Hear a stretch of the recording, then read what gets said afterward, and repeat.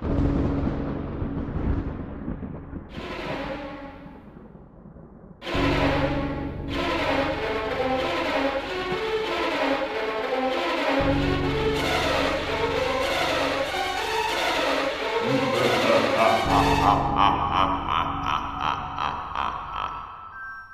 slashers and scream queens, and welcome back to the Horror Daddies Podcast. A podcast where we talk about horror movies. And the daddies in them. And today, Carlos, we have a very special guest. We sure do, guys. We sure do. We got Ricky J. Duarte from the Rick or Treat Horrorcast. Sorry about that. I completely butchered that.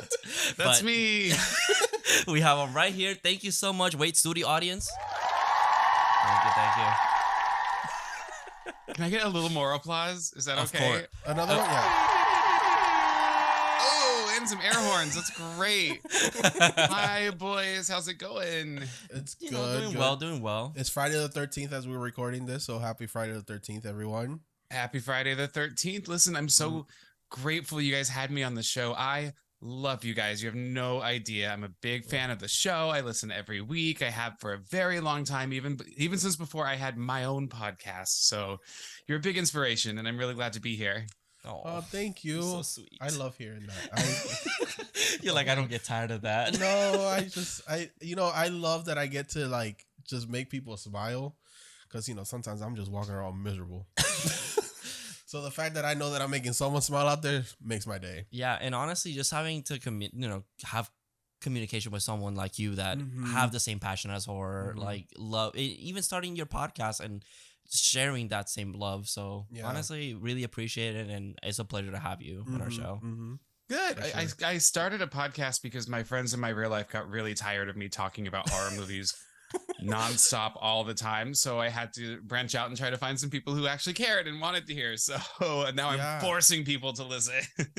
No, it's a great platform to like get your voice out there and even get to like outside of where you live and just, I don't know. And it's fun when people don't agree with you. That's the best part.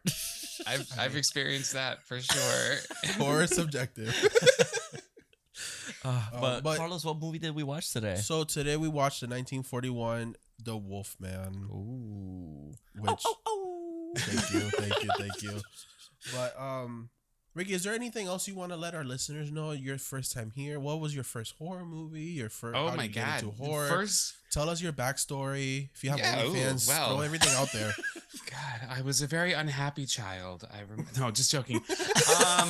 I am a really big Wolfman fan. You can see on my T-shirt here. Oh, yeah. love that. So that's great. I love the Universal monsters. I got Frankie's monster and the bride behind me there. So I'm really happy to be on this episode. The first horror movie I remember ever seeing was King Kong, the original black and white. Okay. When I was a wee babe, and I was so afraid of King Kong that when we would go to Chuck E. Cheese, I would be afraid of the gorilla that played the keyboard, the animatronic gorilla, because I associated him with King Kong. So it had a big old impact on me. And then just growing up, I was always drawn to spooky, scary things, and here I am now. Hey, that's awesome. That's actually awesome. It's really weird how like some people get scared with like creatures, where like I'm kind of the opposite, where like as a kid I would see these creatures and I was in love with it, but anything else like Jason or like Michael, I was like no. I got exposed to them super early. Yeah, his whole mom is like a lore, because it's like it always goes back to his mom. And it's I was exposed to a lot as a child. I love that. I love the Universal monsters, and I love the Wolfman. When I was little, I was not a big fan of like Batman or Superman. Like those weren't my superheroes. My superheroes were these monsters, like the misunderstood kind of romantic creatures, like King Kong, or the Phantom of the Opera, or Frankenstein's monster. These and the Wolfman. These creatures that they didn't ask to be the way that they were. They might, even Dracula has this kind of otherness. There's a queerness to these characters. Dracula has this sex appeal. He uses his sex as his power. Yeah, he's like that confidence, and it's definitely like he puts you in a gaze, and everyone just kind of falls in love with him. And it's like, I can totally understand how like even Frankenstein has like some sort of queer undertone to it. Yeah. So, Yeah. And so when it comes to the Wolfman, obviously this secret, this something inside of you that you have no control over whatsoever. Yeah. You know, and it changes you and transforms you. It just always, I mean, I've got a really big werewolf tattoo on my arm. nice. Love that. So that's my monster. That's my fave. I mean, Frankenstein's monster means a great deal to me for other reasons, but when it comes to, you know, which creature, it's the Wolfman. Yeah, that's awesome. And so for werewolf, is this your first exposure to the werewolf, or do you know if you had any other werewolves that you liked and you kind of adventured out?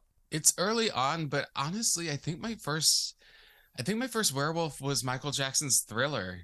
My neighbor That's not the answer I'm always gonna think I'm gonna hear.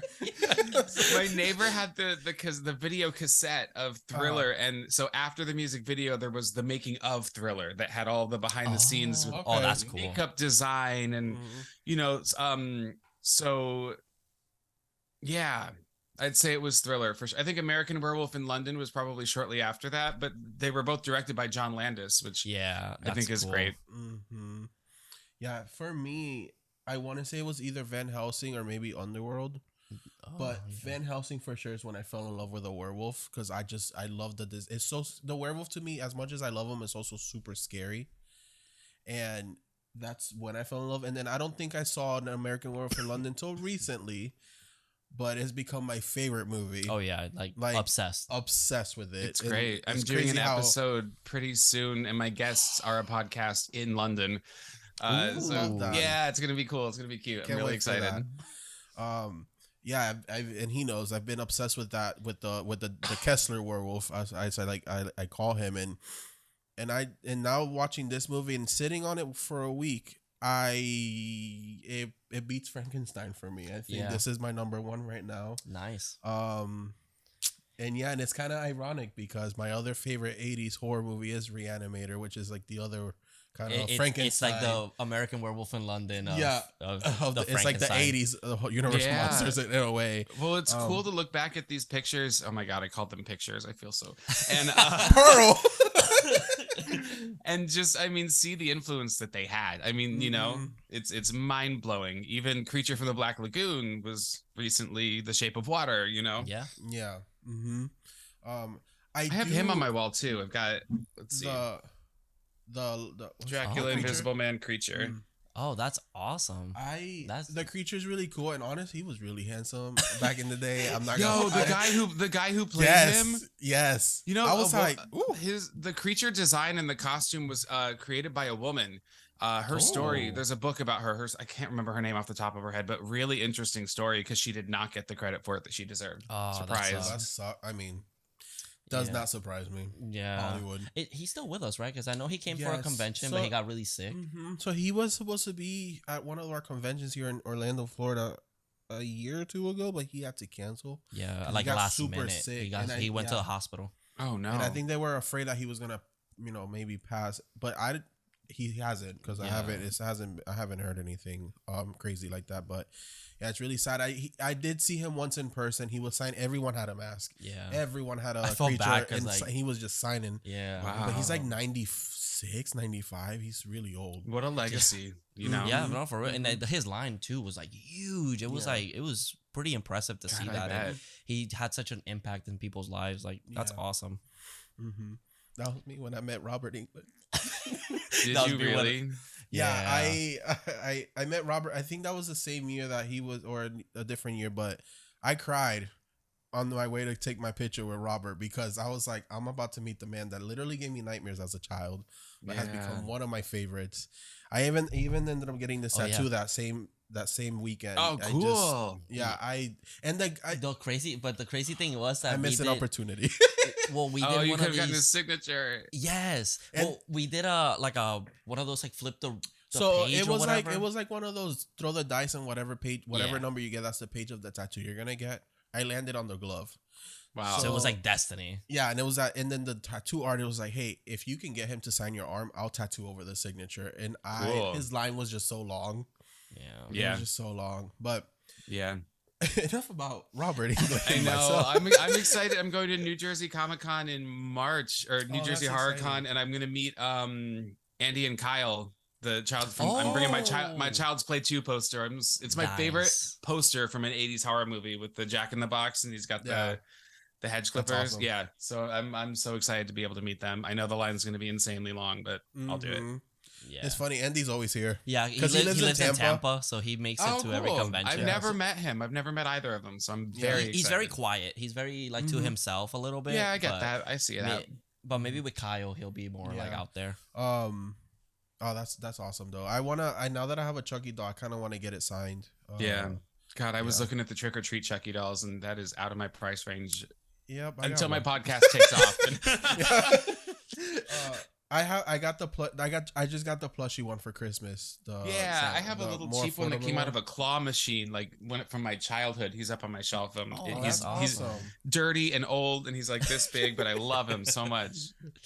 And his hair's like falling out. Yeah, for the viewers, if y'all just watching, we got our new set. Not our new set. It's a cardboard box. Very y'all know we're moving. This moving has me so stressed out. Yeah. Anyway, Wolfman. Woo!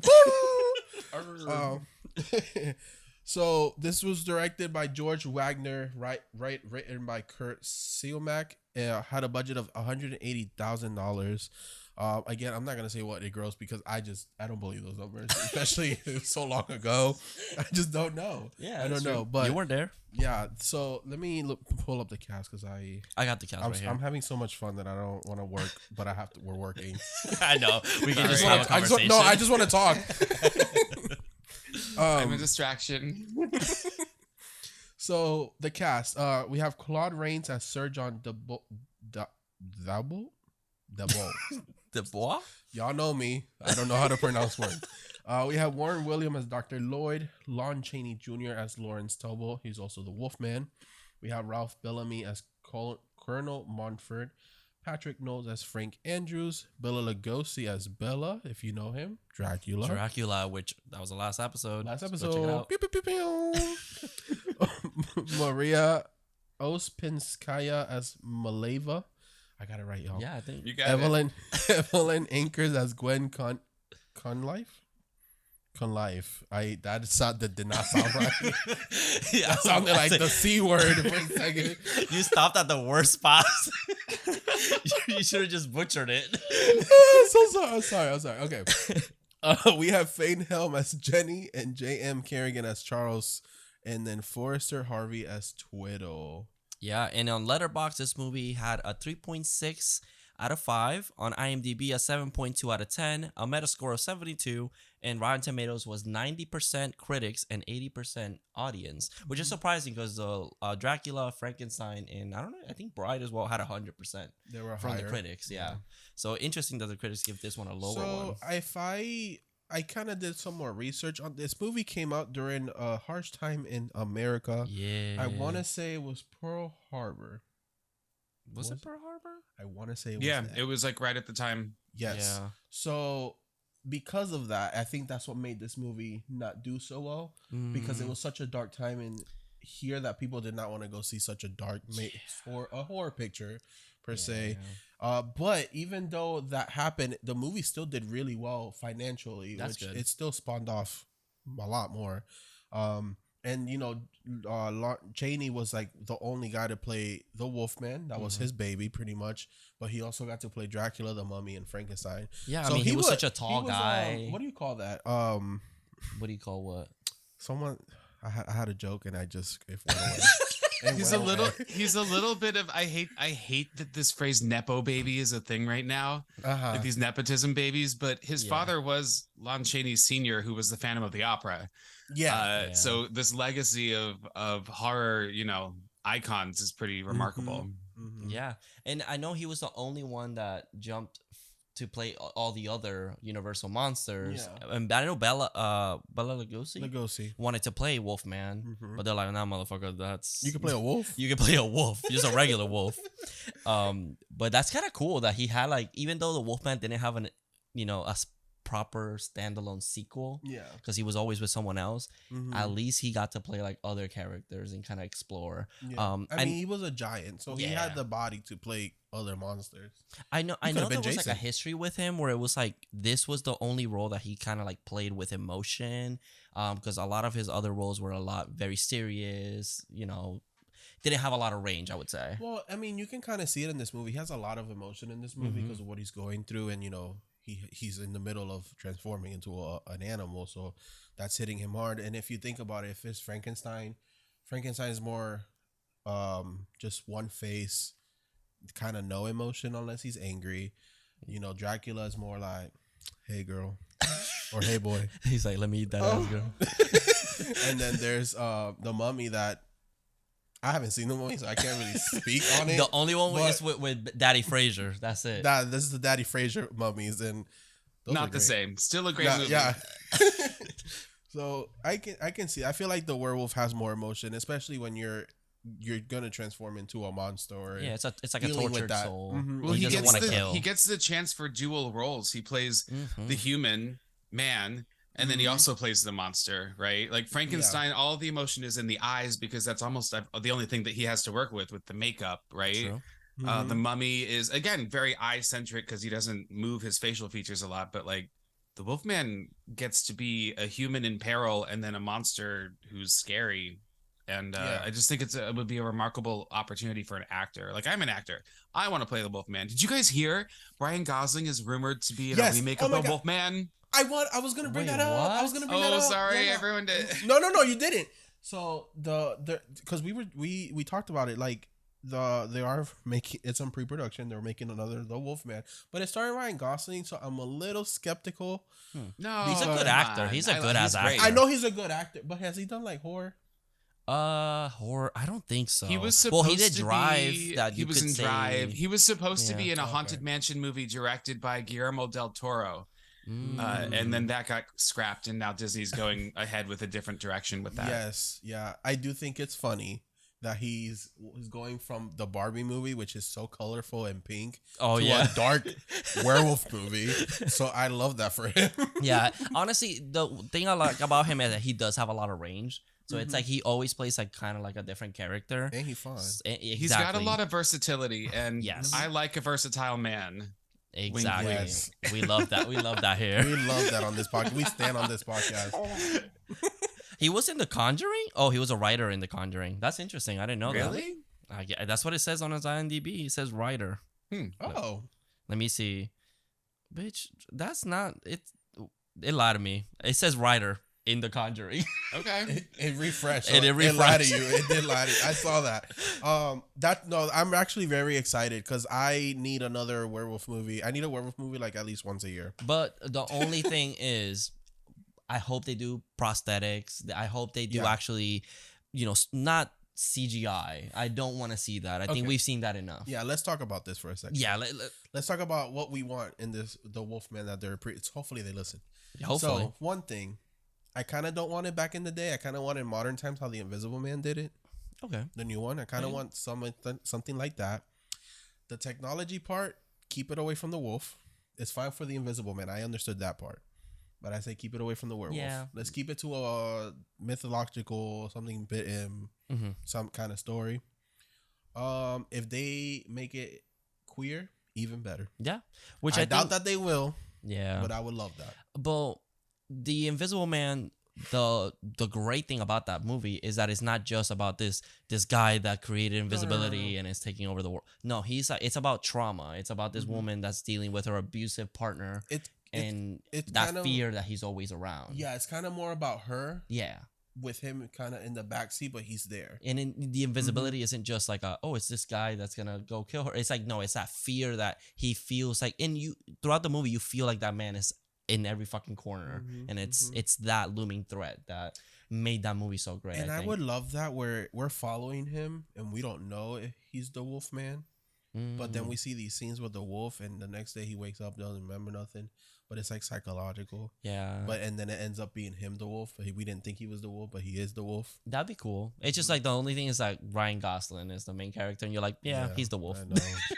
Like it's not like a huge star. It would be funny if they subverted. That'd be great. Like he's getting stalked. Ooh. Mm-hmm. Wait. All right, so should we get the movie done? Yeah, sorry. Let's do it.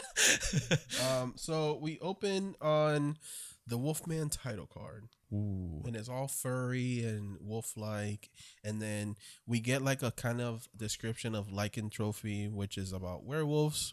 And then Lawrence basically comes home.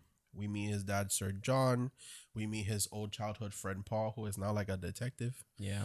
Oh, and I'm sorry, I should have said this earlier, but the one thing I appreciate about this movie that the other ones didn't do was actually show the characters and their name underneath with the actor. Like a sitcom. It looked like a Full House kind of like thing. It was everywhere you go. Because that's the problem with like Dracula and like I guess not Frankenstein so much, but it was just like we didn't know who everyone looked the same. Yeah, everything's black and white. They're all wearing suits. Like I They're was all lost. white with the same haircut. Like, Exactly. Yes, tall, skinny. I was like, who are you again? Yeah. So Back in the day, I would have been mixing my men up all the time. it is just like I like that this movie at least did that. They took the effort to at least do the main characters with that. Yeah, that's true. We do find out that his brother passed away. That's why he's back in here. I guess he has to be the next in charge. We get introduced to this giant telescope so I guess he was away, but he worked as a kind of with telescopes, which is why he's so interested in them. I think so. It doesn't really explain it. This movie, hi Renfield, it doesn't explain a lot of things. my cat Renfield. Hi, Renfield. It doesn't really explain a lot of things. We just know that he was away for basically 18 years. We go to the attic where he has the observatory. Yeah, and he has a telescope. They make this really important for something that never comes back. No. So I will say this. The telescope should have came back. Yeah. It should have been a plot point where he looks up in the sky, the full moon is out, and then he turns. That'd be cool. I think that would have been cool. Yeah, I think that there's some kind of attempted connection to celestial observances and the moon, but like you said, it never lands. Or even to heaven, because the dad says something about heaven. I think in this scene, and it's kind of like they maybe still like thought that heaven was an actual place in the sky. Yeah, playing God or something. Especially with becoming like a monster. Oh, I gotcha. Because I know that this movie pretty much sets the lore of the werewolf. Because I know there was like some loose writing and like fiction, but like there was never like concrete rules. Yeah. Am I wrong? But they didn't never mention the moon like turning them into a werewolf, because I feel like it's kind of random in this movie. The lore from the moon was created for this movie. I believe the use of silver was created for this film. A lot of the modern day, just like how Romero basically created what we think of as zombies, right? And killing them through the head. This film really set up a lot of what we know and commonly accept about werewolves today. Before this, the idea of lycanthropy came about. There is a mental condition. It's not super like known, but let's say it happened in one village somewhere in Europe, and this person was convinced that he was a wolf and he would become rabid and attack people.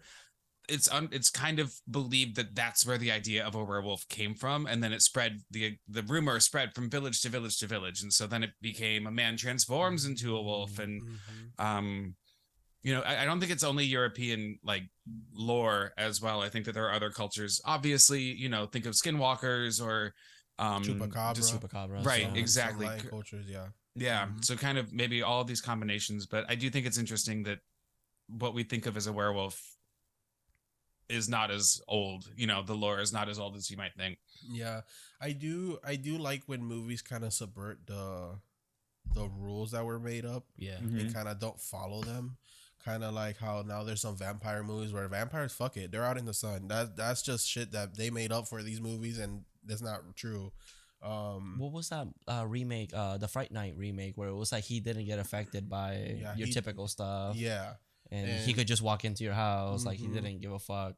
I don't believe in the Fright Night remake. I've never seen it, so it didn't really happen. No, people really like it. It's not that bad. That movie's like a big part of my childhood. Oh, gotcha. Yeah, that makes sense. As far as like werewolves in literature, there's a novel, Werewolf in London. I believe it's from the late 1800s that did set up quite a bit of lore, and I think this movie maybe took a lot of that, but it's not as well known as maybe it could be. Yeah. Okay. It's kind of funny. We were just talking about this. How it's like, what if we go back in time and we make up the lore ourselves? How much we would change history and cinema in today's time? Like just go to the 30s and just make Halloween, but just make it ours. Yeah, like, we'll just take the mask with us back in time. yeah, that'd be so crazy. But this is when he's a little creepy here because he's looking through the telescope. He gets Google Street Views, and then he stalks who we meet as Gwen. Kind of, he sees her through her window, sees that she's putting on some earrings, and he sees that she's right above an antique store. So we cut to the antique store where he's asking her for the earrings, and she goes, "What earrings?" And he goes, "The ones you had on with the moon shaped." And she's kind of like, we don't sell those. No, here. That's a red flag, baby. Yeah. But she couldn't see it because that shit was black and white, so she couldn't see those red flags. You couldn't see the red flags; they were gray flags. Can we just take a moment to discuss? So the telescope belongs to Larry's father, who claims to be looking at the stars, but like, to look at the stars, it would have to be completely calibrated differently to where you couldn't see other people's windows. True. Like, Larry's dad is a fucking pervert, just like Larry is. Yeah, because if you think about it, if he would have went straight down, he would have been seeing ants. Exactly. Like, it would have been like super zoomed in at the ground. They're a family of motherfucking crazy people. I mean, Claude Rains plays his dad, who he also played the Invisible Man. Yes. Oh, yes. Mm-hmm. It's funny that you bring that up because it's kind of like they're white men with power and money, so they're getting away with everything in that town. And that motherfucker didn't even have to change it. He was like exactly at her window, like. And it's not ironic. The way that he creepily pursues Gwen is, there's no irony. It's just embraced that it's okay for this man to be looking in her window, and she's supposed to be like cute about it. Yeah, and I'm assuming that's like looked at like back in the day, like, oh, he's so romantic. He went in and chased her. Yeah, you know, because this scene also doesn't end in a very like great way. No. So I have a question for my listeners, our listeners, even your listeners, Ricky. If y'all have any grandparents that were alive back in 1941, did they find this romantic? I want to know because times have changed a lot. A lot. Well, this scene. He finds the cane, the famous cane with the wolf head, silver head on top of it, right? Yeah, this is where she like kind of like, he's like, if I can't buy earrings, then I guess I'll buy a cane. So she's kind of like, hey, pick one. Just get the fuck out of here, please. And so he notices that there's a pentagram on top, and they kind of explain the lore, right? We're just like, oh, someone that's marked with this. Yeah, so she says, this is when we start hearing this damn poem that we hear, which I do like. I'm just, it's kind of funny. We hear like 50 million times in this movie. Even a man who is pure in heart and says his prayers by night may become a wolf when a wolfbane blooms and the autumn moon is bright. Yeah, so she throws some rhymes in there, a couple bars, and he's like, fuck it, I'll buy it. And then he asks her out on a date. So right? Yeah, he's like, oh, can I take you out tonight? Because she says something, because the come. Yeah.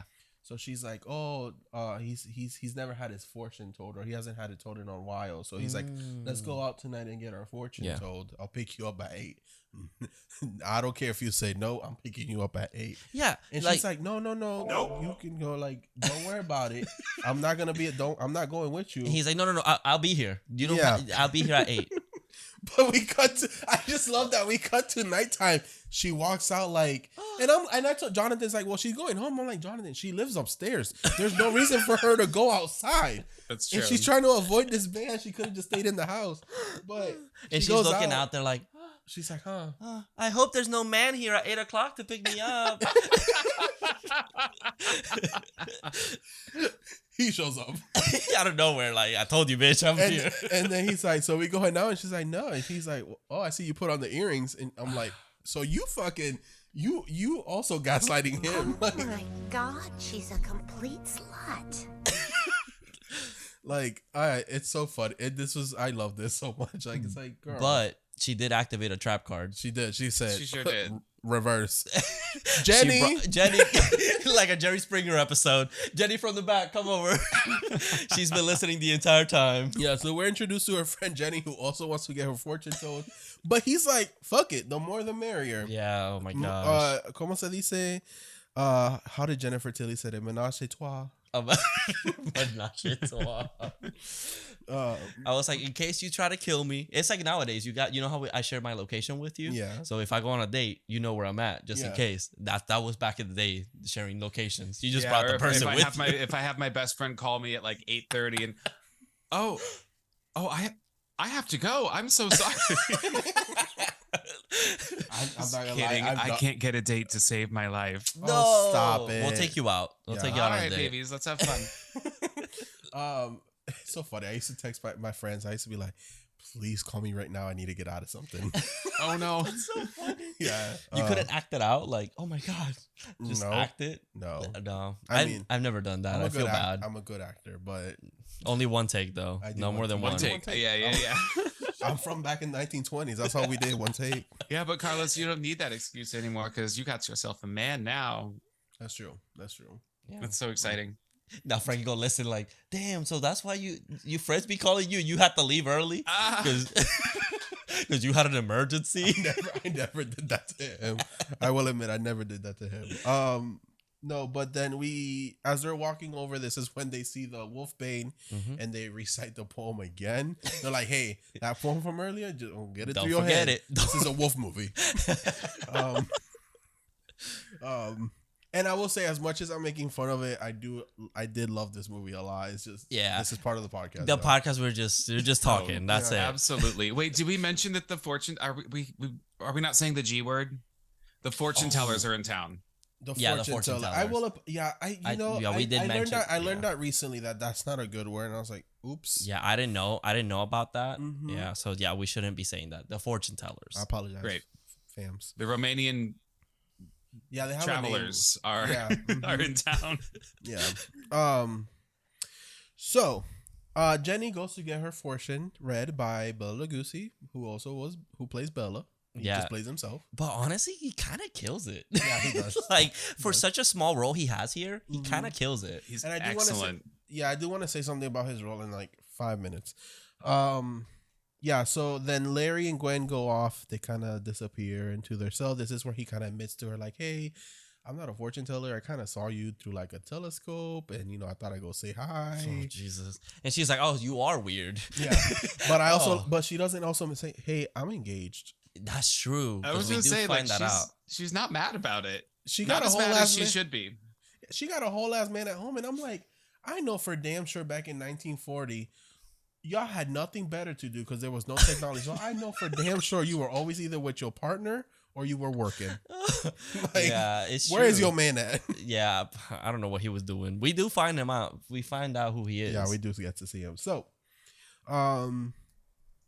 as Jenny's getting her fortune. Bella's reading Jenny's fortune. He does say that the left hand sees the past and the right hand is the sees future. And he looks at his right hand, her right hand. and we see the pentagram on her right hand.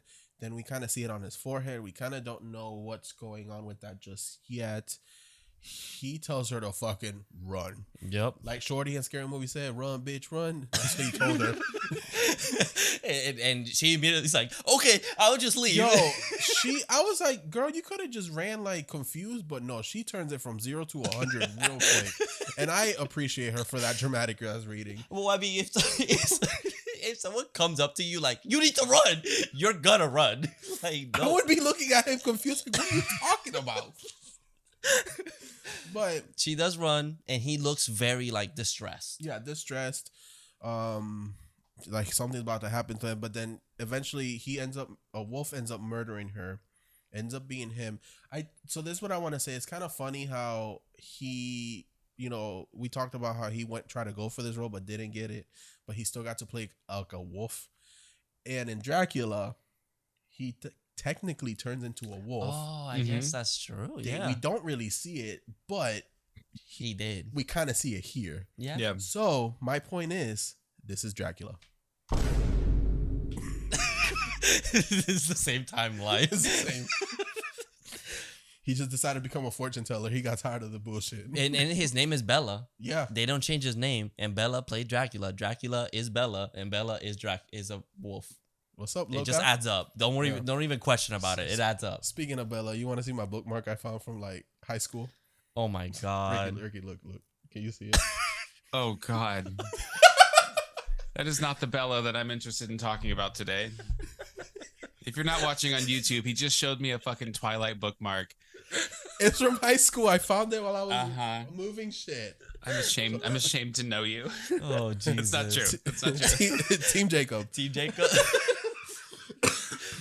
Okay, so worst design for a werewolf? Because mine, I would have to say Twilight. Because they were just straight up dogs. I guess if we have to count them, yeah, because they were lazy about it. Yeah, they were just big dogs. They're That's just it. Clifford. Yeah. Yeah. Ricky, what do you think? Like, I mean, I have to agree. You know, I mean, when it comes to a werewolf, I do want to see a wolf man, or I want to see a beast. You know, give me American Werewolf in London, or give me the Wolf Man, but I don't care to see someone turn into like an actual wolf. It's just not as interesting to me, I suppose. Yeah. You know, one of the ones that I really prefer, and I think I was talking to you about it today, maybe I don't even remember, but it was the Ginger Snap one. I forgot that it was like an actual beast. Yeah. And that one's a really cool one. I adore that movie. I mean, I think it's like comparing the menstrual cycle to the cycles of a werewolf is brilliant. You know, it's a great like female driven film. I don't understand why the wolf beast has no hair. I did find that weird. That like is weird. it is naked. It is naked and bald. It's like a little mole rat. Now that we're on ginger snaps, but since we're on the topic, if I remember correctly, wasn't it because she had like a mane on her head? I think they do have like a mane. But then to make it look like she's female. Sure, but then when she becomes the full-on beast, there's just no. If I'm not mistaken, and it's been like maybe 2 or 3 years since I've watched it again, I don't remember. There's no hair on it. Look, I'm not bitching. I love that movie, and I will always recommend it. Yeah. Yeah, I get you have your own opinion. I mean, I get it, and I understand that. It's like, yeah, it is weird that it is a different take, which I kind of appreciate it, but it is weird that it's just a straight up like naked beast thing. Yeah. She's one of what's that breed? Solo. Never mind, I forgot. I don't even know where you were going. There's a hairless dog breed. Oh yeah, I used to have one, a hairless Mexican Terrier or Xolo. His name was Sweetie Todd. Yeah. Yes. Oh, Yeah. Sweetie Todd, that's cute. He was a sweet dog. So the dog or the werewolf, the wolf that attacks Bela Lugosi here is a German Shepherd, not a wolf. But Cheney later on adopts it as his own, which is kind of like, a wolf adopting a wolf. That's super sweet, actually. Did he adopt it before the movie was filmed? I think during. Oh, during? Oh, okay. Because he beats his ass. It's not the real dog. Not the real dog. Bro, the way he's hitting that dog. I mean, you don't see the dog, but he literally pulled a Tommy Jarvis and was like, die. Die. He just dies. He uses the cane with the silver wolf to And which I find that super interesting that it's like anything silver, you can just hurt it, which is actually really cool. Then later on, I guess it like cements of just silver bullets for some movies, but then some movies is just silver. Yeah, I believe silver. There's no silver bullets in this one, but I believe in the sequel, Wolfman and Frankenstein meets the Wolfman. I think then they start using silver bullets. I might be wrong. Let me know if I'm wrong. I know. I want to watch that one so bad. I'm pretty sure the fortune teller tells him that anything silver, and then she mentions silver bullets. She mentions the bullet. We just But don't she get the doesn't bullet. oh, because yeah. Then they're like, oh fuck, we don't have bullets, but we do have a cane, because she specifically after that says or stick. Oh, silver true. stick. Gotcha. And I'm like, of course, because he has one, so we know what he's gonna die by. Gotcha. The use of silver is part of vampire lore as well. Some versions choose to use it, some don't. Yeah, I kind of get sad about it because sometimes I'm like, I'm a werewolf, but I wear silver, but it's like I'm not supposed to. I wonder what's the extremity. Like, can you wear silver, or what if it touches you? I used to date a guy. He was a spooky gay, and I just was crazy about him, and he was allergic to nickel. So like he couldn't carry coins in his pocket, and like belt buckles, he had to cover them in clear nail polish or he would like break out. Holy around his shit. waistline, but that just added to my attraction to him because I likened him to a wolf man. He was fucking That's- crazy. Kind of hot. Kind of hot. I'm here But for that. kind of awesome though. Yeah, kind of hot. I would be like, There's can we those red roleplay? flags that we were talking about earlier, you know? Yeah. I dated a witch from up north. You live and with one. yeah, that's true. But no, she was like legitimate, like, hey, I'm gonna take about 2 hours to practice a spell. And then she would send me pictures of like salt in a circle or whatever. I don't know much about it. I just go, okay, babe, have fun, you know. But I remember she was like, I'm doing a love spell. Is there something you want me to like do? And I was like, I don't know, just enjoy yourself. A week later we broke up. So I don't know Oh no. if she wished that or if like it went wrong. Because I have no idea. Was this anything of- before the pumpkin stabbing or after? This is way before the pumpkin stabbing. That's why you Pumpkin haven't had stabbing. any luck. Oh, That's why you have not had any luck. let's add to the lore. So I was dating a girl that we ended up breaking up. And We interrupt this program Let- to bring in Jonathan's past. Jonathan, Sorry. my past. Sorry. So I dated this girl. We dated for like a month, I think, and then like we ended up breaking up. And I thought we were fine. Like it was like, I mean, obviously, like we weren't. It wasn't very mutual, but like it just kind of was like, hey, I'm not happy. And she was like, okay, I don't want you to be unhappy. Whatever. Anyways, months later passed, and my friend still had her on Snapchat, and she apparently on November 12th of whatever year. That's the day we met. Yeah. So imagine this. She posted a picture of a pumpkin, like a giant pumpkin, out of season. I guess it's still in season, I guess. But writes my name really big with Sharpie and then starts stabbing it with a giant knife. All on Snapchat, starts stabbing it and then tosses it off a balcony. And that was it. That was it. And my And friend she was a witch too? No, this one wasn't a witch. Oh, I This was was- like, is this- that some spell also and a death threat? I think she was just Jesus. crazy. This was after Ron, the what witch, did so you now do it to makes her? sense. I swear to God, I didn't do anything. I was literally like, at that point, I was like, did I do something wrong? Like, she should have just told me. Like, I feel like I'm a nice guy.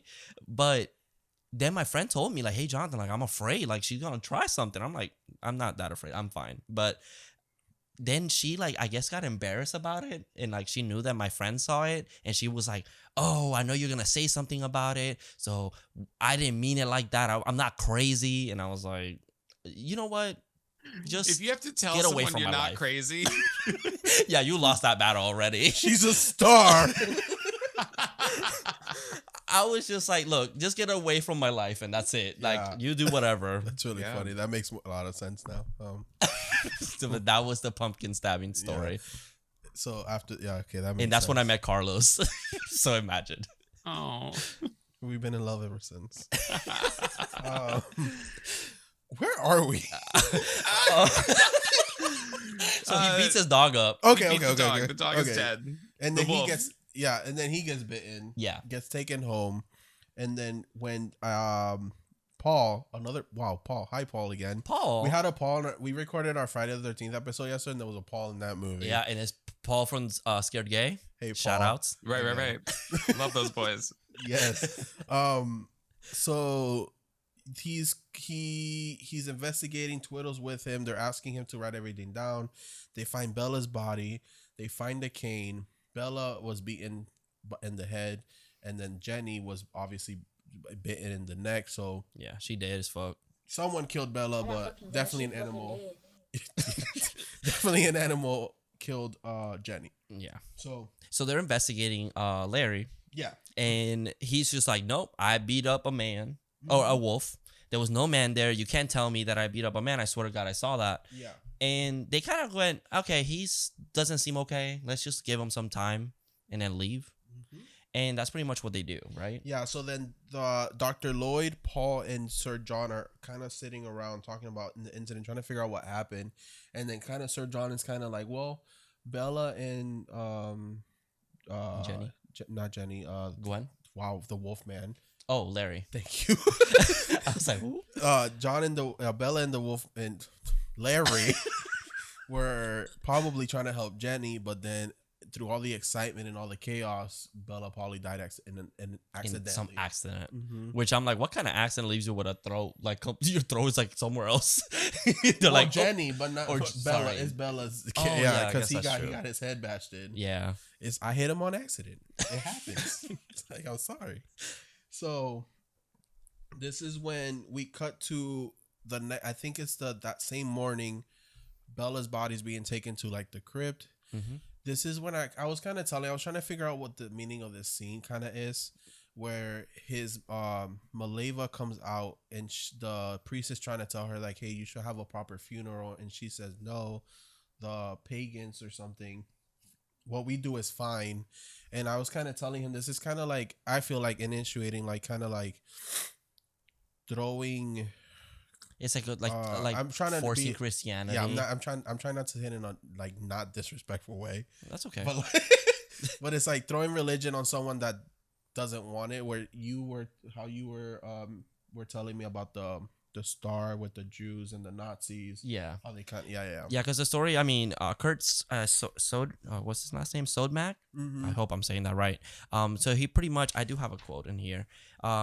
He wrote about the observations of the Nazis kind of rising in power. So he kind of wrote the star as like this Star of David, kind of the same symbolism. And he does have a really cool quote. It says, "I was forced into a fate I did not want. To be a Jew in Germany, the swastika represented the moon. When the moon came up, the man doesn't want to murder, but he knows he cannot escape it. The wolf man's destiny." And I love that, because I do feel, especially later in the movie, is that once you're marked with that, like it's like the Nazis, unfortunately, that's how they pretty much tricked Jewish people to kind of expose themselves pretty much. Mm-hmm. And I can see the tragic past that he wrote, and it's almost like he was writing how people perceived him as more than like what he was experiencing. Yeah.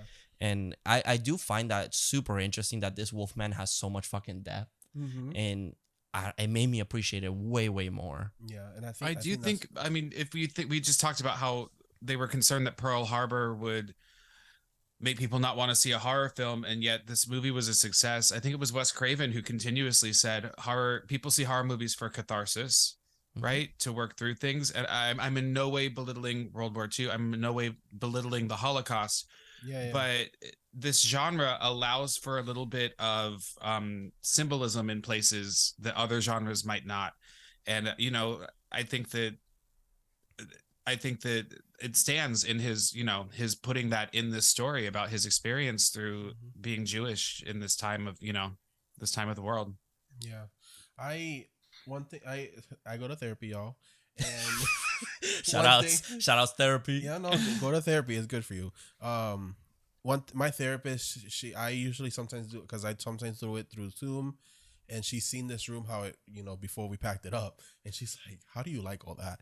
And I was like, hey, like, it's kind of like what you said. I see horror because I could be going through worse things right now, but the people I'm watching are getting murdered. Yeah. And it's not as bad as what I'm going through. So it's kind of like seeing like, I'm having a bad day. It could be worse, but I'm not them. Yeah.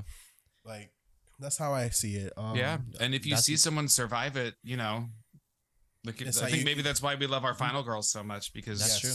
It's a little bit of hope. Mm-hmm. Yeah. Mm-hmm. Yeah. It's more than my therapist. My therapist said, "Oh, you like horror?" I was like, "Yeah." He was like, just started writing shit down. I'm like, why are you writing? I'm like, what? What are you writing there? Yeah, let me see that. But I do love that it's just that little bit of symbolism that it has gives it so much depth. And I wonder if people even caught it back in the day. Like, it was just like, it's one of those things that like maybe people didn't see it that way. And because it is very like, you can see it once you know the story behind it, but like if you're just watching, you're not really gonna get that. I would think, at least. Like, I didn't get it the first time I watched it. Well, and it's not just the star on the palm, like it's not just the pentagram on the palm. When you are bitten by the wolf, your scar turns into a star as well. Yeah. So that adds an entire another layer to this concept. That's very true. Which they kind of later on just start ignoring that symbol in a way. In future, I know in American Werewolf in London has it like on the wall, Yeah. I think in pop culture it started to symbolize Satanism and devil worship, which it was never intended to, and so I think they might have Hollywood started shying away from it a little bit. Yeah, which I'm like, no, show it. Yeah, maybe. Hey, Ryan Gosling, he might be has a mark somewhere on his butt. I'll give him a mark. Oh, okay, Ricky. But yeah, this scene I just found that like the priest is trying to kind of throw his religion on her and like you should do it this way, and she's like, no, she sticks to her ground. We're gonna do it the way we do it. And this is a very powerful scene, I would say. And she says goodbye to him. Yeah, says goodbye, leaves, and Larry's seeing the whole thing. And then he comes in and notices, oh shit, it was a man. Like, what the fuck? Like, he is confused himself, and you see him kind of break down, and like it felt kind of powerful because from what we've seen right now, he's like the typical all-American man, and then you see him just kind of just break down for a second, and it felt I think like it's part of what makes this movie scary for the time that it came out too, is that, like you said, all-American, he's a cis white male, and they were not typically portrayed as emotional creatures in films, especially at this time of war. Right. And yet we have him have a breakdown and he cries. Like, this man is falling apart throughout the course of this movie and unraveling. He's shunned by his community. Like, he's not even welcome in his church later on in this film. And I think that for audiences, that is a scary idea, right? Coming from good stock, being like a purebred kind of blue blood, you know, and then having this happen to him, that is scary to the target audiences that movies were being made for. I can see that because as a gay man, and he knows this, I hate when I go somewhere and I feel like people are staring at me for something, and I'm like, what is on my face? Yeah. Or, I get it. I am gay.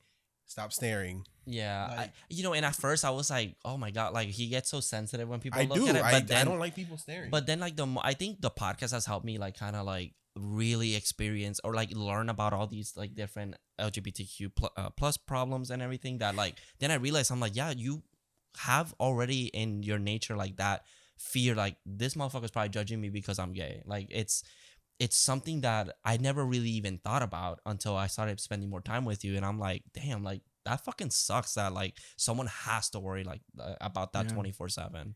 We don't just come out once in our lives. We have to come out sometimes every day. Like when you get a new job, you're coming out again. When I walk into a Walmart in Arkansas, I'm coming out to every motherfucker who's staring at me. You know, I live in New York City. I'm in a bubble where everyone's gay. So, you know, it's to go somewhere else. I mean, it's just a different lived experience, right? Yeah. And I think that's why I kind of gravitated to this movie more. Yeah, because you can like kind of relate to it already. So this is one of my favorite scenes because it gets a little dramatic here. So Gwen is talking to her father about Jenny. Jenny's mom shows up, and Jenny's mom is trying to fight Gwen. Hey, bitch! What's up, bitch? Like my dick, she's bitch. She's pretty much blaming her for the death of her daughter. But I'm like, Miss Jenny's mom, your daughter was an adult. You're a grown-ass woman. I did not have to be watching your daughter. So why are you blaming me for this? Do I look like I give a fuck? Because I don't. And I would have been like, Miss Jenny's mom, we can square up right here, right now if you want to. Like, it's not my fault. But then Wolfman comes to the rescue, and he comes in like, who the fuck are you? And slams the door. It's like, oh no, he's gonna beat me. Yeah. So Miss Jenny's mom's like, oh, sir, I'm sorry. We'll leave now. And leaves real quick. But she was kind of brave too, like, because he's also like, everyone knows that he's the one that killed Bella, right? At this point, yeah. You see, I would have came in with the cane. I would have came in with the cane, like, stop yelling at her. You know what's really funny? That the cane was a crime scene. They just gave it back to him. They gave it back to him. Yeah. Evidence just passed right back. Literally the murder weapon. Yeah. I mean, the cops hasn't changed much. Who gave a fuck about evidence back in the day? It's like giving Jason his machete and being like, here you go, buddy. Yeah. Be good. So Larry is a slasher, confirmed. Yeah, but you know, Larry then goes to see Gwen. He's telling her what happened. And this is where she's kind of like, you might also be confused. Yeah. Like, you might be. It's kind of like what Sir John or Paul said earlier. He's in shock, so he's not thinking straight. He thinks he saw something, but he wasn't really there, which I hate that. I'm not crazy. I'm not crazy, I promise. My God. pussy's gone crazy. Oh, okay. So, So is this We- when we meet? we meet her fiance for the Frank, first time. Frank, right? Yeah. He walks up with a cute little dog too. Walks My- up. What's up, my woman? I love when the dog showed up. My dog squared up. My dog ran to the TV and was like, "Roof!" No. And I was like, "Charlie, chill. It's not a real dog." Charlie, always the one right in front of the TV. Um, But this is when Larry and Frank meet. yeah, and it's kind of awkward. I know that Frank worked for his dad, Mhm. so I don't know if he sees it as an intimidation. Like a power play or something like that. Mm. Where it's kind of like, oh, the guy that I work for or whose father I work for is going to take my woman. Like, more power, more money in a way. And like he but- kind of is like they meet or whatever. Larry leaves and he immediately is like, "Don't you gotta be careful with him. He's tortured and he's a demented person." It's And because of the murder. I guess that's true. Yeah. Times were different. They were a little dramatic back then. I mean, let's go even- back to the 1600s. Witches. Witches. So yeah, I can see where he's coming from. He's Yeah. just trying to protect his lady.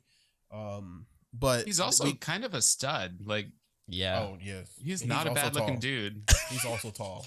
He's also Yo, tall. Is he hot shout or is he out to the tall? short He's kings. both. Like, when it comes to Larry, the question, is he hot or is he just tall, stands. But like, the fiance is both. No question. I'm very good at like, okay, he's a handsome man. I don't see it with Larry. I think he's just tall. I think it's Yeah. the quality. I think he has a quality about him, at least in this film, that draws me into him. I think it's the way he carries himself. Yeah, I can see that. Mm-hmm. So then Larry is no, we cut now to the festival, the fortune tellers festival, where they're having fun. Is with the thing. Frank and Gwen are there. Larry shows up, and then Frank is like, "Hey, let's hang out with him, so you know that I'm not jealous." So they all hang out. It's a triple threat. If Frank only knew. Frank only knew that she went on a date with him already. I know this is juicy ass shit. this is like when you like, it's like someone cheats and then you just like have. I saw this clip. I saw this clip the other day on Twitter where I guess the guy was cheating on his wife with the realtor, but the realtor was trying to sell them a house, and I was like, oh, this is some juicy shit. That's some porno type shit. Like, Some Jerry Springer type shit. Yeah. But anyways, aside from I love this episode. We keep going away. But anyway, they're at the festival. They're having fun. They're playing like the shooting game. But then Larry, a wolf, kind of comes up to him for him to shoot, and he kind of freaks out about it. yeah, he has like PTSD. Kind of like symbolizing like, oh, he's turning. So he leaves. He stopped by Marleva, and she knows what happened, obviously, about her son. And this is where you kind of get more backstory about the lore of the wolf. Yeah, can but only he be also murdered. hallucinates, right? He has that whole Yeah. sequence where he starts seeing shit, the wolf's bane and wolves and So- Bella and So we know that this is the night that he transforms. Do you think that hallucination is part of the transformation? Oh. Kind of like how in an American Werewolf in London, he starts heating up and Yeah, he he's gets like, a "I'm really big burning." headache and he's burning up. Do you think this Yeah. is kind of like that same thing yeah, in a way? I think that makes total sense. It's probably part of the process for sure. Yeah. Oh, that's cool as fuck, actually. Now that Yeah. I think about, that's actually pretty badass. This is why I love watching movies twice. But yeah, and then she lets him know that you turn by getting bit. That's how you become a werewolf yourself. She gives him the charm, which is the star, and she's like, "If you wear this, you know, it might." So this is my question about this necklace, because it doesn't ever come back, and it's never really used in lore again.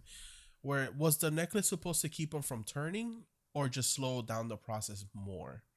Because it doesn't really explain it. I have to say, like, it has to slow it down because he turns. He still turns. But pretty he But offers he to pay also- for it. Like he tells her, "I'll give you what it's worth," and she won't take Oh. money for it. She's No. But the thing is, it's not answered because he ends up giving it to Gwen, so we don't know what the necklace really, what the power. But of the is he necklace wearing? would have He's been. not wearing it later when he is the Wolf No. Man. No. No, because he after he leaves Maleva, and he is being followed by Paul still, by Paul. He ends up giving it to Gwen because he runs into her and he says, "You keep this because it'll protect you." Yeah. And I'm like, motherfucker, you're supposed to wear it because you're the one transforming. He not obviously her. wasn't listening. Yeah, but I mean, he gives it to her so that to keep her safe from himself. You know, guess, so yeah. maybe if he had kept it for himself, then you know, things might have turned out differently. But That's when it's a little murky with the we know what the scar will do, but with the necklace, like if the necklace was supposed to stop it for sure, because I want to say there has to be a movie out there where there's some type of charm for a wolf that keeps them from turning at all times, like completely. Yeah. But so what I do love in here is that immediately Maleva is like, everybody, there's a wolf. There's a wolf over there. Bro, she runs and snitched on his tells ass. everybody. Like, that's so fucked up. That's another thing. Bella was a wolf. Y'all weren't acting like this. Yeah, because she Was was he part a- of the crew. Was he a secret? He was was part of the working crew. that night. Like, it's the autumn, and you're letting him read people's fortunes. Right. Like, girl. You're letting him go to work like this. Right. Ugh. It's a That's full another- moon. You should what- know what- better. Yeah, that's true. I have a lot more questions. Let's get through the movie first before I keep going. Don't forget. I will say, I think it was Underworld where they have them in chains. And Yeah. they can't transform with the chain on. Oh, Yeah. yes. You're right. That's why I was like, I think that's what they were meaning by this, but they kind of just didn't go with it. Again, this is a movie that is establishing the rules as well. So it's Yeah. like some rules maybe are a little weird. Oh, I don't So- mind when rules get murky. I mean, look at all these franchises. Yeah, Freddy movie. The movie right after it changed everything. Child's Play, Chucky ends up having a fucking Dembala thing, and he didn't have that in the first movie. Yeah. Still love them. Favorite franchise. Anyways, so so all the fortune tellers start freaking out. They start leaving. This is when he kind of has this hallucination. It's a trippy montage. He goes home, and this is where he begins to transform. And we see the transformation through his legs, where they get hairier and hairier, and then he's a wolf. Yeah, and it's really cool because I know they put a lot of layers of yak hair, and they kind of like cut them to length and then like singed it a little bit, so it kind of gave it that like curly kind of hair look. Yeah. And I know it took hours, and he fucking hated it. Hated every single minute of it. And I know he had like a lot of like rivalry, I guess, because the makeup artist would like burn him a little bit just to like fuck with him. And I'm like, This damn, set like, was not a safe space. Like, no, everyone was fighting with each other. Bella wanted to play the Wolfman, and then he didn't get to. Actually, Lon Chaney Jr. was real pissed at Evelyn Anchor, who plays Gwen. He got fucked up one night, and he trashed the Universal lot. Like, he caused a lot of damage. So the Universal Studios took his dressing room away and gave it to Evelyn Anchor. And so Okay, he started good. calling her Evelyn Shanker because he felt like she shanked him in the back. Oh And my he would God. sneak up on her in full makeup and like jump scare her from behind. And he was really like pretty shitty to her. He's so There- petty. Like, I mean, what he's probably like, girl, I'm practicing for the final scene. This poor woman. There was a scene that's cut from the movie where the Wolfman fights a live bear. And while they were filming it, this bear ran away, so they couldn't finish the scene. But while it was running away, it chased Evelyn Anchor up a ladder, and she's like hanging Holy from the light shit. fixtures on this ladder, and this bear's trying to get to her. And so she was rescued. And then after all that, they're filming the finale scene, the big fight sequence. And so she passes out and she falls down on the ground, and there's fog covering the ground. Her direction was to stay on the ground while the battle's happening. The fog forced her to pass out, and everybody forgot about her. And so we have Evelyn Anchor, the female lead of this Universal picture, passed out on the ground in the fog. No one can see her until they just they wrap for the day, and the fog lifts, and they find her on the ground passed out. Oh my God. This poor woman. Like, This there was is not it. Like, that's so rude. But no, I mean- the union would be taking much better care of Yes. these actors these days. And the First bear of would all, have been bring it- CGI. Exactly. A real bear. I think they were hoping that the bear will take care of him. I'm kind of happy that didn't happen. I think it would have looked silly because I think the scene was supposed to be just him as a man, not as a wolf. Oh, what kind the of like, fuck? yeah, kind of like letting us know, like, oh, He's a strong man. Well, he's in like kind of like embracing his instincts. Oh, Well, the gotcha. screenplay, the original screenplay was not going to be horror as much as a psychological thriller, and it was never going to show him turn into a werewolf. Mhm. It was actually going to allude, by the end of the movie, you would not be sure if it was all in his head or Oh, if he okay. really was a monster. but you would never see a werewolf at all in the entire movie. And the studio decided we need to rewrite this because people are going to want to see a wolf man. It's called the Wolf Man, you know? Yeah. And I wonder if the new one is going to try to play with that. But even then, they're going to have to probably show a wolf because people will be mad if we go see a wolf movie and there's no wolf in it. I mean, I personally would be mad. Yeah, I get it. I mean, if Universal's remaking their classics like that, they're gonna put a wolf creature in it. You know, like it's so iconic. That's what people want. Like, again, I don't mind if they take kind of a back seat, kind of like the Invisible Man did, where she's the main character and he's kind of the one around. Yeah, like see it in a different her. perspective. Exactly. Wouldn't mind that, but I need him. No, I totally get that for sure. So we do have the transformation, and he is revealed in the forest. And I will say, this is beautiful. Yeah, this shot is amazing. The fog, the forest, him walking through it. It's just so pretty to me, and I love it. Yeah, that's one thing about like noir filmmaking that I fucking adore, because it is black and white. Y'all only got 2 shades of colors y'all can work with, but they somehow make it look so pretty to the point where like nothing seems murky, nothing blends in. Like the trees are perfectly a really dark black color, but then you got all the fogs and the mist and everything, and it's all so evenly lit. And then even himself, you can see all the details at the same time. And I love the reveal. Just he looks so fearful but also like terrifying at the same time. And it's just so eerie, him kind of stalking through the forest. Yeah, this movie gets a lot of praise for its atmosphere. It's the world that I wish the world looked like this. Like, I want to be walking I want to walk through a Roger Corman horror movie at all time. That'd be so awesome. Gothic and dripping in fog. The set for this forest was one of the largest sets ever constructed at the time. It took up, if I understand correctly, the entire like lot that they were, or the entire like studio warehouse that they were filming in. Wow, that's awesome. To give them all of that depth with the trees. Yeah, it's and the use of color in black and white was very specific. Like, that's why Frankenstein was painted green, because it would make him the right shade of gray on a black and white camera.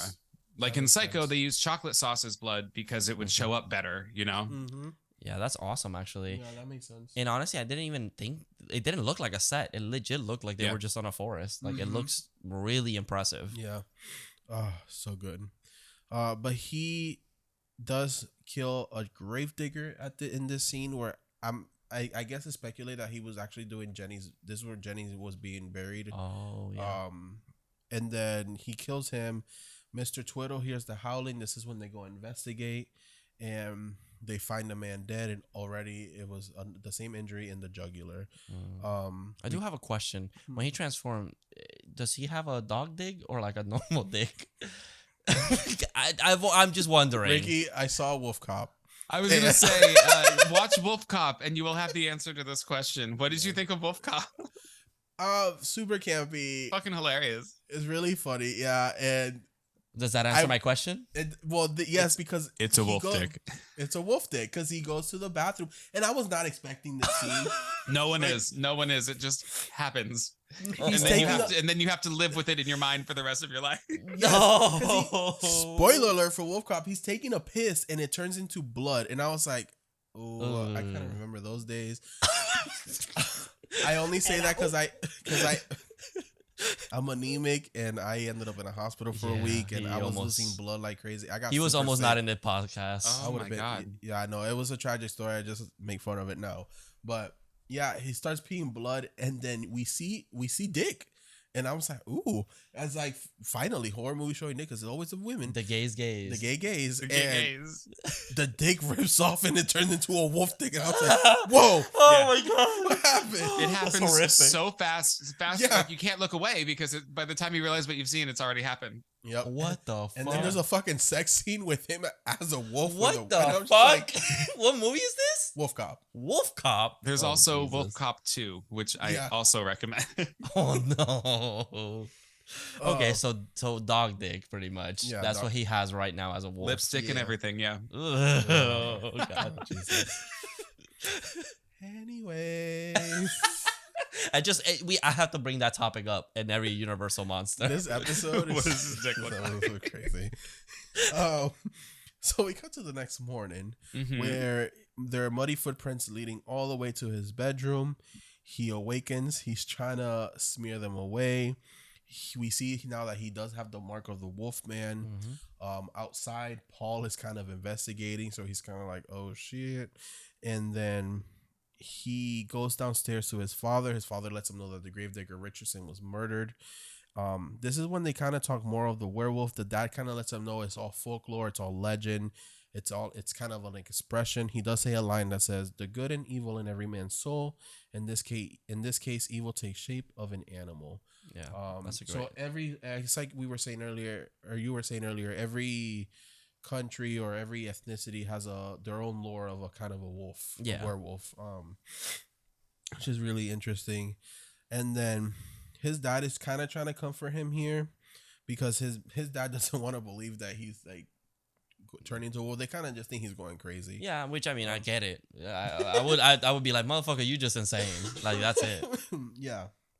This is when we cut to the church scene where he shows up and everyone is staring at him. Like, so rude.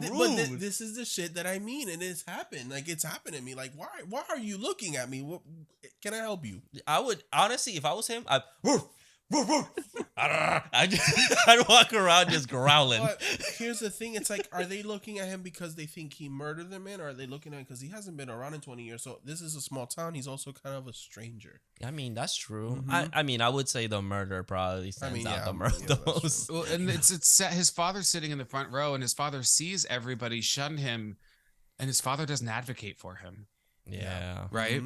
Which is it's sad. And so Larry turns around and leaves church, which at that time, it's a big kind deal. of a big deal, showcasing somebody essentially turning their back on God. Right. That's very true. Fun fact: the steps to this church were also used in the horror movie The Hunchback of Notre Dame from years before. Okay. What were you gonna say? I thought that was only a cartoon. Oh. Well, I'm sorry. Well, it's a classic Victor Hugo novel, and it's another like early horror creature movie that you should see. He was another one of my favorite horror figures. Kind of the tragic. I just felt deformed as a gay child. You know, I felt like something was really wrong with me. So, I get that. It's another classic, definitely worth watching. do you know Little Mermaid is not? Shut the fuck up. I'm just saying, Shut it's the not fuck up. an animated movie. But I know that. Okay, And she can be any race she wants to be. Exactly. We stand her. I just want to make sure. I may or may not have seen an illegal clip of a fish woman singing a song about wanting to live somewhere else. And it's fucking beautiful. She does such a great job, and I can't wait for people to see it because she's it's beautifully animated. She's beautifully filmed. She sounds gorgeous. She looks incredible, and I cannot wait. Yeah. I cannot wait. I know that clip was shown at a convention. It was not shown anywhere else. The trailer release was not that long either. So I've seen the clip. Yeah, I seen the little bootleg version of it. And I cannot wait for them to release a full trailer. And I'm like, this movie comes out in May. It is January. It is time that y'all release an actual trailer. I'm Please and thank you. surprised because it was just a teaser, right? Okay. Yeah. Again, we're gonna go on a tangent. I legitimately cried when she was singing that song. Like, it brought tears to my eyes because it just sounded beautiful. Well, She's and my there's a favorite moment, prince. I won't She's my favorite spoil it because princess. it's so powerful, but they make a choice cinematically during this that like broke me. I shed a tear as well. I gotta say though, Ursula is my favorite Disney character. She's my girl, and I love Melissa McCarthy. I believe in her. If I was not asked to play the role, I'm glad that she was. But if they fuck that character up, and if they try to make us feel sorry for her like they're doing with all of the Disney villains these days, I'm gonna be real disappointed. You know, I'm gonna be honest with you. I just have a feeling that's what they're gonna do unfortunately, to not scare the kids away. But I'm like, Ursula is evil. That's why I love Ursula.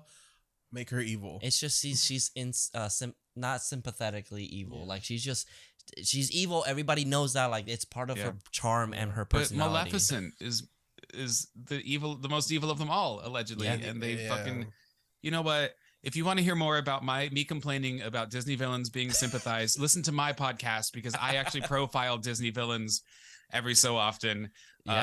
Maleficent drops in 2 weeks. I listen to those, and I. It's an hour of me just bitching about what Disney has done. Neutered our villain, spaying and neutering them left and right. I hope that'll make us feel bad for her at the end or some bull. Like Ariel's like, you know what, we're gonna be best. No, I want to see her get girlfriend. impaled by a fucking ship. Yup. I want to see that, and I also need to keep singing. Yeah, that's true. I need that. Yes. No, that trailer made me realize how many friends I had to delete from like my social medias because I was I'm like, wow, I did not know y'all really this bigoted. Like, she's I a had to fucking delete mythical creature. She Yeah. can be, like, bro. It's not scientifically proven that she can be black on. She's a mermaid. Mermaid. Can we just ignore everything? She's a mermaid. Yeah. Like, I don't understand this. You know, but there are no werewolves in the Little Mermaid. I noticed.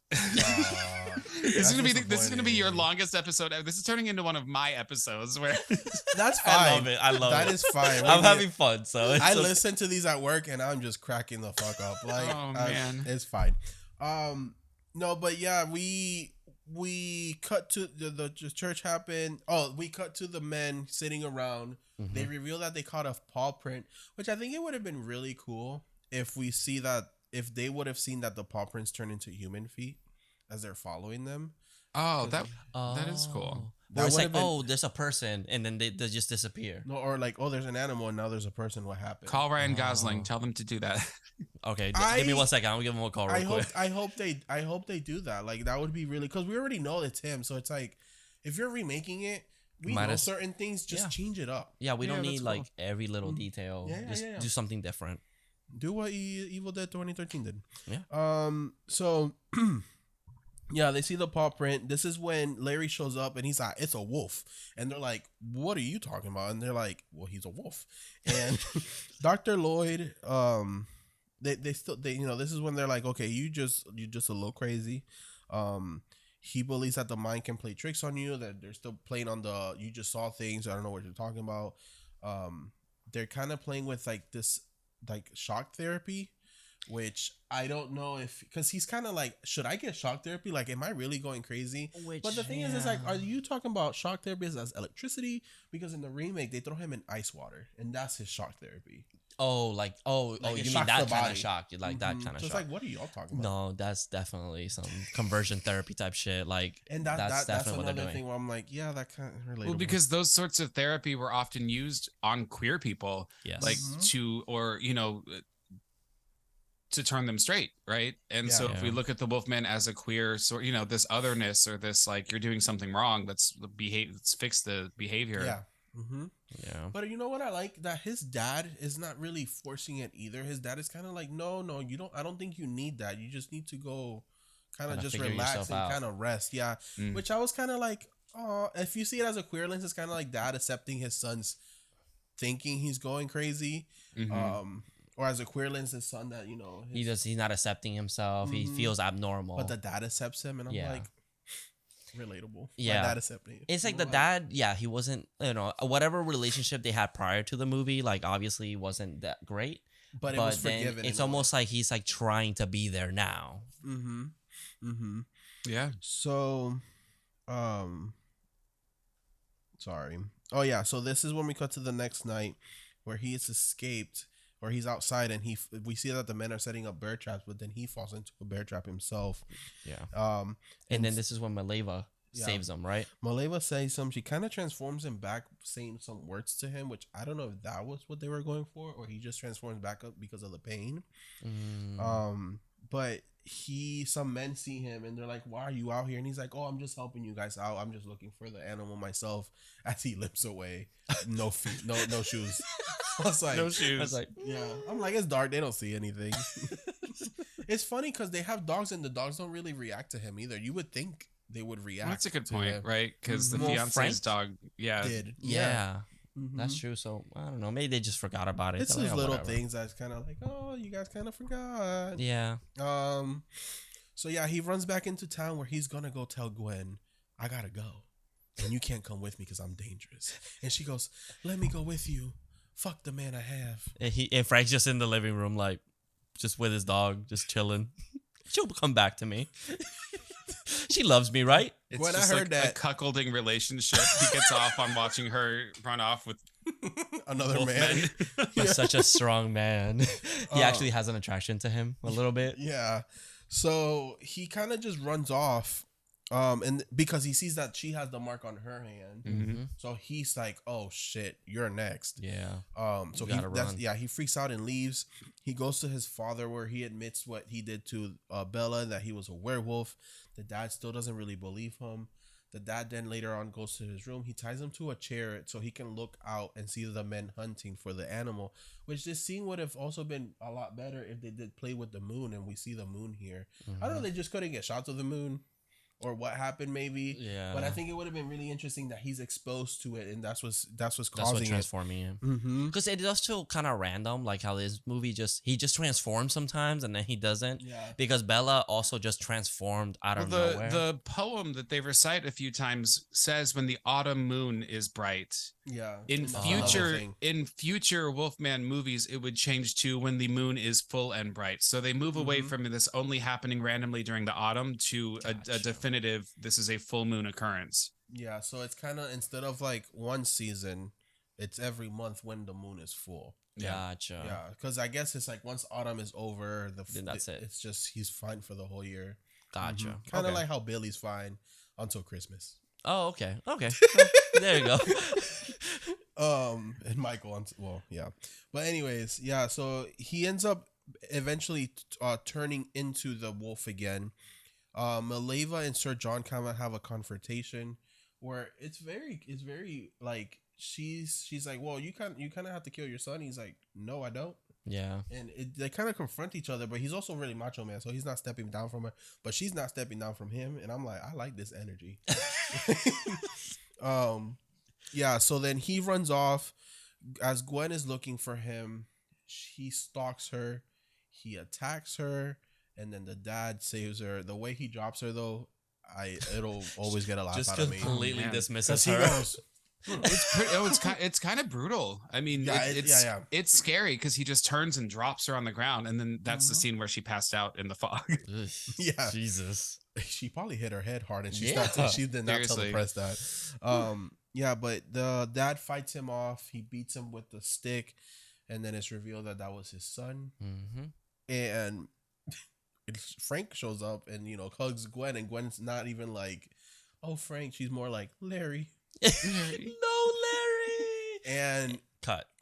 That's Fade to black. And that's completely the movie. That's- A very abrupt ending. I mean, the American Werewolf in London was the same way, which is kind Yeah. of funny. That's Yeah. true, The- actually. The ending of London is very effective though, because it goes from utter chaos to this touching moment where Alex is like, "Oh my God, it is you. Wait, don't kill. Like we can work through this." And then he's just shot, and then it's over. yeah. And it leaves you like empty. You're like, what the Yeah, fuck just it's kind happened? of gut wrenching.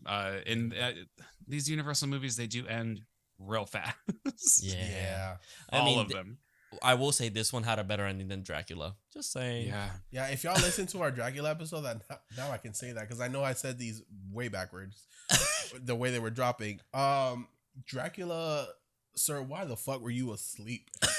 Heavily asleep. I'm sorry, I'm not gonna get into it again. But Listen, have you guys seen the Bram Stoker's Dracula with Anthony Hopkins and Keanu Reeves? No, I haven't seen I've that. Winona Ryder. seen Sam Nielsen's Dracula. Right. So check for a better representation of the book and what the story is. I love the classic black and white Bela Lugosi Dracula, but you really should see the one from the 90s. I think you will both really adore this movie. It's fucking gorgeous. Okay, Okay. I'll definitely check I'll check that that out. one out. That one didn't do it for me. I really couldn't get into Dracula. I just couldn't. I tried. I really tried. I just couldn't. Yeah, Yeah. I like I said in that episode, Dracula definitely got me because I fell asleep in a couple parts and I was like, "Fuck, I have to get up." And Yeah. I Yeah. rewatched it because And I don't like the way he was just murdered. Like off screen. yeah, like I was just like, okay, Mr. More Powerful Vampire. But anyways, the Wolfman. That is the Wolfman. All right, so like we do in every movie, we do like to read reviews from Letterboxd, because motherfuckers out there like us Yeah. be enjoying films, or if they enjoy it, if they hate it, something we find funny, we'll share it with you guys. So Ricky, Oh yeah, Ricky. would you like to go first? Sure. My 5-star review is, I prefer my Wolfmen to be men. Beautiful set design. And I would have to agree. Yes. I got a 1-star. New title: Tall guy with stalker tendencies gets bitten by Bela Lugosi and goes woof woof. I'm not gonna lie, that's the one I picked too. Is it really? Yeah.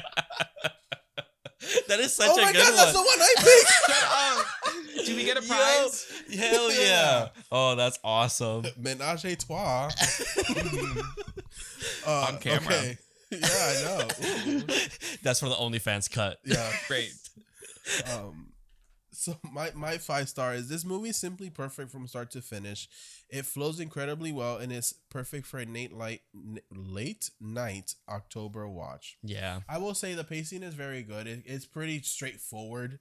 It's just like I said. It's a tight like 80 minutes. Like it's not long. Yeah, yeah, and like I said, like when I sit here with Jonathan, I just here to talk shit about the movie. Yeah, but I also enjoy them. Like Yeah, it was fun, and honestly, I did enjoy this one a little bit more. And I guess it just has more lore to everything, Mhm. and that even the dialogue is kind of like there's importance to the dialogue, like it's explaining and setting up things for for the future. Mhm. So I did enjoy it. So, Yeah. my 5-star review, it says, I want to get "I love werewolves" tattooed on my ass, just real big. OnlyFans cut. You'll see it over there. Yeah. Coming soon. Daddy of the movie. Which Ricky, you do listen to us, but it could be a guy you like want to fuck. It could be a character you really related to. Doesn't necessarily have to be like Daddy, but Daddy of the movie. The Wolfman. Yes. Specifically, 1000%. Wolfman? You know he's Okay, an animal in bed. Oh yeah, hairy, Oh, definitely. teeth, big He's feet, gonna- all of it. He's gonna reenact the wolf cop scene. Ripping his clothes off. I'm in. Oh, Ripping my God. clothes off, biting me. Oh, Let's do Love it. it. Love it. Because Naked under the full moon as the Wolfman blooms. Because I will say the Wolfman as well, because Larry seems like he kind of just like expects head and that's He's it. yeah, he's a starfish. He just lays back. Exactly. And then he just doesn't care if you finish or whatever. But the Wolfman is just like he'll devour you. Like, like he doesn't care. He's a freak. Do that again. No, I can't do that. That's too much for them. Ooh. Ooh, that's another preview of the OnlyFans. Oh shit. Carlos, what do you pick? What? Who do you pick? Oh, the Wolfman. The Wolfman Of course, specifically? Yeah. Damn, poor Frank. Is there enough of him for all three of us, do you think? Oh yeah. Oh, he doesn't Yeah, care. That there's enough libido to go went around. up. That libido went up as a Wolfman. And then favorite death, I would say I know there's They're kind of off screen. they're off screen. I understand, but I feel like we've been having so much trouble with this section with these movies yeah, every week because it's like I see it kinda more like dumb. which one was more impactful. Because Okay. for me, I would say definitely Larry's Larry's. death at the end Mhm. is pretty powerful. I do like Bella's as well because it sets up the movie. It's one of those where you see it affect the main character. yeah. It does. And I mean, it's behind a tree, but you still see the cane coming down. It's very brutal. I know a lot of people are, they get very upset when an animal dies in the movie, but they'll watch people get their heads cut off left and right. But like, Yeah. it is a very impactful moment. And That's this Sorry, one over that's here. literally me. You'll turn off the TV. I don't like this movie no more. I'm Yeah. not saying I want to see animals get killed, but I'm like, that woman just got stabbed 20 times. She probably deserved. I'm just kidding. This animal did nothing wrong. But Bella, in the case of Bella, he is a killer. So True. Mhm, Yeah. They're very true. and Cujo can get it too. Cujo like, what did I do? Kill that dog. It's either has to be Bella's or Larry's. Larry's just because it's so sad once you like, Yeah. oh shit, I just killed my own son, and then Bella's like, you're the reason why I became a monster. Yeah, Mm-hmm. it's very true. Mm-hmm. So yeah, I would have to go with Larry's at the end for sure. I think that one definitely is more impactful. So that's mine at least, and that's pretty much it, right? Ricky, did you say yours? We're terrible. Say I'm my having a kill. lot of- I'm going with Bella. Yeah. Bella, Yeah, okay. Bella. Making sure. I don't Yeah. want to be like. And then out of 5 stars, Ricky, what do you give this movie? Yeah. What do you? It's a solid 4 to 4.5. I won't call it a perfect film because as well paced as it is, the scenes where all of the old white men are talking are a little less interesting to me than the rest of the action. But it while the Wolfman is my favorite of the Universal monsters, I do think Bride of Frankenstein is my favorite of the Universal monster films. Gotcha. Okay, that makes sense. Yeah, that definitely makes sense. Carlos, what about you? I gave it a 4.5. Okay. I gave Frankenstein a 4. Yeah. So this one goes up a little more because I actually enjoyed this one. I don't know. It's really hard, but this one I felt more attached to it. I kind of became obsessed with this one in a way. Yeah, it's like it's like you said. You relate to his story, to that tragic story. Yeah. So I totally understand. I did give this one a 3.5 because I definitely do like it. I just don't think it is a part of its period. It has aged, but I do feel like it aged pretty well. So I did enjoy every that movie very, very well. And compared to the other ones, I liked it the most. I would say maybe Bride of Frankenstein is kind of close, maybe. And I did like Frankenstein a lot, so it's like but I feel like if I had to sit down and rewatch a movie, it would be this one. Yeah. So far, I haven't seen Invisible Man, nor The Mummy, so I still have to decide then. But out of these 4 movies, this one would be the one. Are you guys doing Creature from the Black Lagoon also in the series? Oh, that didn't come in the DVD, right? it didn't come in the DVD I bought. It only brought Frankenstein, Bride, Drac, Wolfman, and Invisible Mummy, Man. and Invisible Man. Got it. I did want to do all of them, but since we got other movies to talk about. not only that, we're running out of time in this house. Yeah, of course. Yeah, it's just hard. But Ricky, this Ricky. is your time to shine. Give us your most dramatic reading. Well, I feel like I've been shining this whole time, but I guess I can shine a little brighter. Shine bright like a diamond. I would love for your listeners to check out my podcast as well. It's called Rick or Treat Horrorcast. I don't have a YouTube at the moment, but that's on the horizon, in the distant horizon. For now, check out my Instagram. It's at Rick or Treat Pod. I took a couple weeks off for the holidays, but I am back. My most recent episode, Friday the 13th, 8, Jason Takes Manhattan, is available. This coming week, I'm featuring Horror Daddies are coming on. I actually have a question for you. I know we already talked about a movie, but would you be interested in doing Bram Stoker's Dracula instead? Like, did you already watch the movie that we talked about? No, we haven't. No, we haven't. All right, I'm making a change. We're doing Bram Stoker's Dracula instead. Awesome. The one from the 90s. Right, sounds good. Thank God, because yesterday we were recording yesterday, and I was like, "Am I allowed to say what we're doing?" Oh yeah, I didn't say it though. No, we didn't. We didn't. Got it. We were like, we'll leave it for next week. Yeah. All right, cool. So we'll have you guys on. If you live in New York City, I'm an actor, and once a month I'm in a Addams Family themed improv show, the Addams Parody, and I play Uncle Fester. So it's a 45-minute show where we improvise an episode of the Addams Family. That it's at the Vino Theater in Brooklyn. Google it. It's on January 25th is our next show. And that's awesome. I didn't know that. I think that's all I got. Yeah. Thank you guys so much. Of course. Thank you for coming on. Thank you so much, Ricky. We really do appreciate it. I can't wait to be on your podcast as well. Me so too. please, guys, go check him out. Yeah, go check him out. We love his show. Yeah. And you're amazing. You're an amazing guy as well. You seem so Thanks. funny, and I would love. I have family in New York, so if I'm there, come on up. Have to hang Definitely. out. We'll have a great time. I'll show you guys around. I'm hoping to be there for Halloween Horror Nights down in Florida this year. So that would be so fun. Yeah, agreed. Oh my God. We should. Oh my God. What if we can get like all these podcasts that we like collab with just in one big group? A big orgy. Oh my God. That would be pretty awesome. That sounds like Hell fun. Yeah. That sounds great. Yeah. So, I have sad news. This is our final episode for this. Yeah. I mean, unless we can fit in another one, but we don't have one planned. So we are gone until March-ish, April-ish. Maybe. If John and I can figure out a way to record while we're separated, we will definitely record for you guys. I have no problem with that. It just won't be on video. But we will, when we come back, we're gonna come back strong. Hell yeah. New set. Mm-hmm. So be ready for that. Can't wait.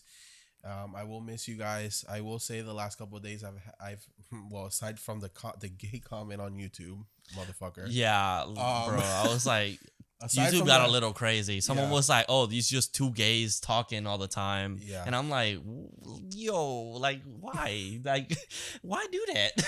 Like, that's too much." I'm like, Brenda, come out through the screen, baby. Yeah. But no, and someone Now it's- left a Go ahead. No, I'm sorry. No, you're fine. You're fine. Someone left such a beautiful comment Mm-hmm. on Facebook, on our Facebook page. So make sure you follow us on Twitter, Instagram, all that. We have a Facebook group if you want to follow us there. I'm Carlos Warlock everywhere. I have a letterbox if you want to follow me.